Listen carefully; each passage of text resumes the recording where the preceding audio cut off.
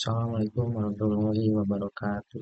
Nama saya Desya Fadoladia, NIM 052100092. Di sini saya akan mengerjakan tugas praktikum 2 mata kuliah jaringan komputer. Langsung saja kita baca soalnya. Silakan pelajari panduan praktik tugas 2, kemudian praktikan setiap materi yang dijelaskan, yaitu pertama CD. CD itu kita coba baca di panduan praktikumnya, masuk ke bab 2, prosedur pelaksanaan praktik atau praktikum. Perintah CD itu digunakan untuk pindah-pindah direktori. Oke, kita akan langsung praktikkan. Saya akan membuka command prompt dengan run as. Oke, ini terbuka. Nah, di aplikasi command prompt ini terlihat di sini ada C Windows System 32. Nah, ini itu direktori yang aktifnya ya. Atau kita bisa menjalankan perintah UD untuk melihat direktori saat ini sama kan. Nah, untuk pindah dari direktori ini ke yang lain, kita bisa menggunakan perintah cd. Misalkan cd, saya akan pindah ke direktori C. Ini harus saja. Nah, ini dia. Ups. Kemudian contoh lagi, kita akan masuk ke direktori user. Nah, oke. Lanjut ke nomor 2, CLS. Nah, CLS ini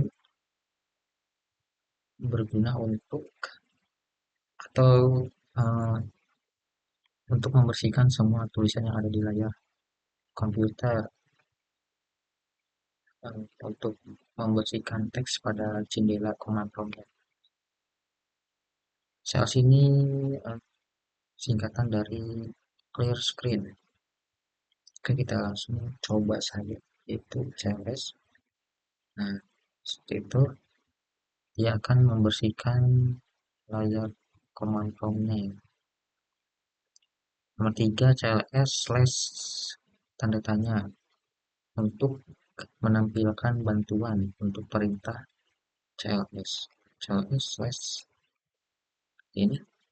Oke, karena CLS itu hanya untuk meng-clear screen-nya, jadi dia tidak ada opsi lain, hanya menampilkan deskripsinya saja. Yang keempat, dir. Nah, ini langsung ke bantuannya. Kita akan coba menggunakan perintah dir. Nah, dir ini digunakan untuk menampilkan direktori atau file yang ada pada direktori aktif ini. Misalkan ini ada di direktori aktifnya itu ada di users. Berarti kita akan melihat direktori dan file yang ada di direktori user. Oke, kita coba jalankan. Nah, ini ya. Artinya di direktori user sini ada direktori use dan public. So, seperti ini kita masuk ke direktori use. Oke, kita coba di lagi. Nah, di sini ada terlihat tipenya, ada yang directory. Kalau yang kosong seperti ini berarti file. Oke, langsung ke nomor 5, ipconfig. Ipconfig itu digunakan untuk menampilkan informasi seperti IP address, netmask, gateway, hostname, bahkan lama waktu sewa IP address. Oke, kita coba praktekkan. Kita cari dulu. Seperti ini. Dia terdapat banyak interface ya, yang mana ada yang disconnect, ada yang connect. Nah, ini dia interface dari WiFi. Ini IP address-nya, subnet mask, dan gateway-nya. ipconfig all. Nah, ini sama seperti ipconfig, hanya saja lebih lengkap ya. Nah, contohnya seperti ini. Lebih lengkap data yang ditampilkan. Lanjut ke nomor 7, ipconfig slash tanda tanya itu untuk tampilkan bantuan ya. Jadi kita bisa melihat perintah ipconfig itu bisa apa saja. Misalkan opsinya itu ada slash tanda tanya, display help, all, display full configuration, release, renew, dan lainnya. Lanjut ke ipconfig release. Untuk deskripsinya bisa kita lihat di sini di bantuan, yaitu release itu untuk merilis IP path for specific adapter.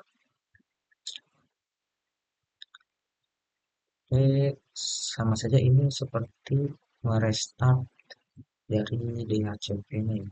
Misalkan ini, kalau kita lihat dulu get config, IP-nya 116. Nah, kalau kita renew, atau kita rilis dulu ya. Rilis itu seperti untuk merestart. Oops, config rilis.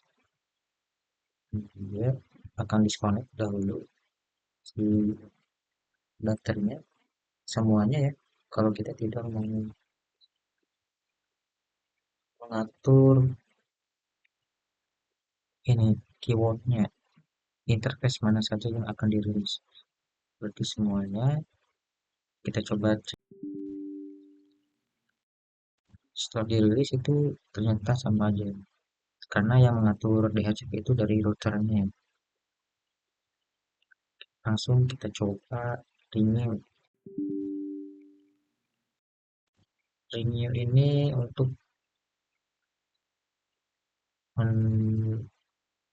mengatur IP address secara otomatis atau menetapkan IP baru untuk semua. Kita coba. Oke, karena yang lainnya disconnect jadi di skip ya otomatis. Oke, ini mendapatkan IP yang sama. Lalu display DNS.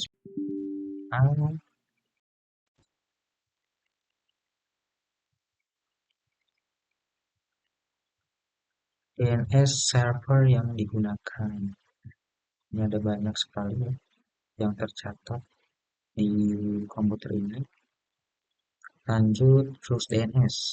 Trust DNS itu digunakan untuk mengclear cache si DNS-nya. Jadi dia akan mengambil list dari DNS-nya itu menjadi yang successful set di DNS result cache. Lalu register DNS.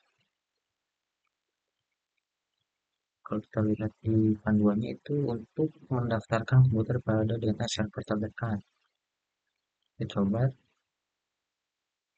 Oke, kita tunggu. Oke, dari sistem telah diinisiasi. Oke, lanjut ke ping. Ping ini akan untuk menganalisis ya, menganalisis eh, atau untuk menguji host lain apakah dalam keadaan hidup atau tidak. Nah, si ping ini ada banyak optionnya ya.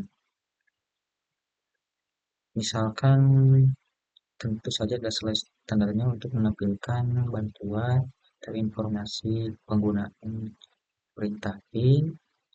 Untuk menggunakannya contoh sederhananya seperti ini. Kita akan memping host Google. Dia akan mereplay from IP-nya.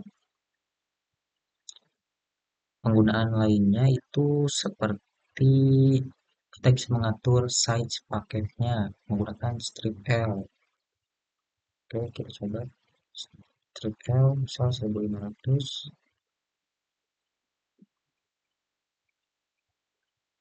Ups, apa terlalu ini ya, berat kali ya. Kita coba 100 saja. Nah ini dia, bytes-nya itu sesuai yang kita atur. Lalu N itu menentukan balasannya yang kita ingin.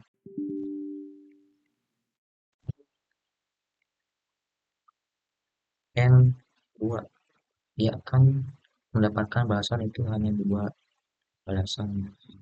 Dan seterusnya, misalkan untuk ping terus menerus itu menggunakan opsi strip T. Lalu netstart ini digunakan untuk menampilkan informasi statistik koneksi. Tentu saja di sini ada banyak sekali opsi, misalkan strip A, strip B, N. Kita coba salah satu saja ya, netstart strip A.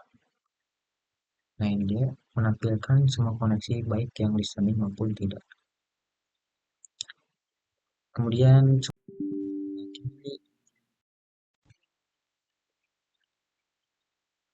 kita stop.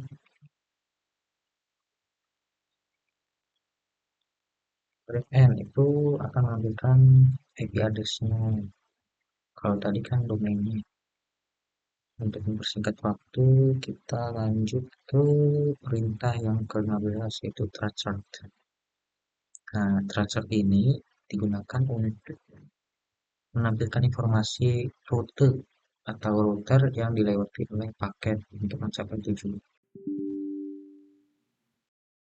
Kita coba trachart misal ke google.com.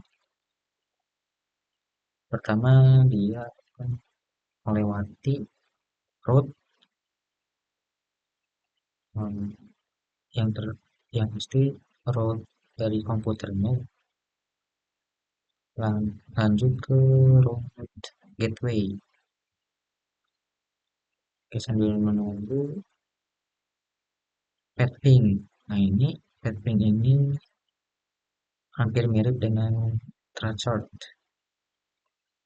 untuk mengukur network latency network loss. Memiliki sistem kerja yang mirip dengan ping dan Trachart. Oke, nama kita. Nah ini dia. Dia akan ke gateway dahulu. Lanjut ke route di atasnya ya. Nah ini dia.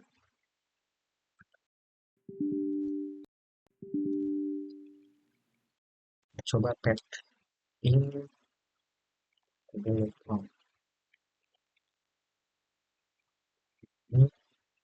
IP PC-nya ini mirip dengan Tracer sebenarnya. Lalu gateway-nya dan oke, kalau NS lookup. Nah, NS lookup ini digunakan untuk menampilkan informasi alamat IP dan DNS servernya yang diunitkan. Contohnya NS lookup Google.com. Nah ini dia servernya itu server DNS-nya IP-nya ini, lalu si Google ini IP-nya ada banyak ya. Ini diambil dari DNS server itu. Lalu NetSH untuk menampilkan atau mengubah konfigurasi jaring komputer yang sedang berjalan. Saya akan coba salah satu saja, mengubah si interface WiFi itu dengan IP statik ya, dengan cara NSH interface name WiFi, atau kita cek dahulu IP-nya itu sekarang 116 ya, kita akan ubah ke 1100 misalkan. NSH interface IP set address UV static 119 status ini mau subnet maxnya, lalu routingnya atau route gateway-nya kita coba. Oke, dia akan disconnect, kita coba cek lagi. Nah, si IP-nya sudah berubah. Kita kembalikan ke settingan DHCP ya. Sekitar ini host DHCP. Oke, kita coba cek lagi. Nah, kembali seperti sebelumnya. Route. Nah, route ini digunakan untuk menampilkan atau menambahkan membuat routing table dari sebuah host. Kita coba print si route-nya. Nah, ini dia ada banyak code di dalam route table. Contohnya 000 ini itu mengarah ke internet. Itu gateway-nya 192.168.1.1. Kita bisa meng-print, meng-add, atau meng-delete. Nah, yang terakhir itu net. Nah, ini akan menampilkan pengguna sesi mulai dan ini biasanya digunakan untuk sistem operasi Windows ya. Kita coba net view untuk melihat komputer yang sudah aktif. Nah, kebetulan di WiFi saya hanya ada satu komputer Windows, pasti dia tidak akan tampil. Oke, nettime untuk mensinkronkan waktu, net user untuk menampilkan akun pengguna user, net user. Nah, ini dia. Ada administrator dan guest. Kemudian Diki. Oke, sudah selesai. 17 menit. Mungkin itu saja dari saya praktikum 2 mata kuliah jaringan komputer. Wassalamualaikum warahmatullahi wabarakatuh.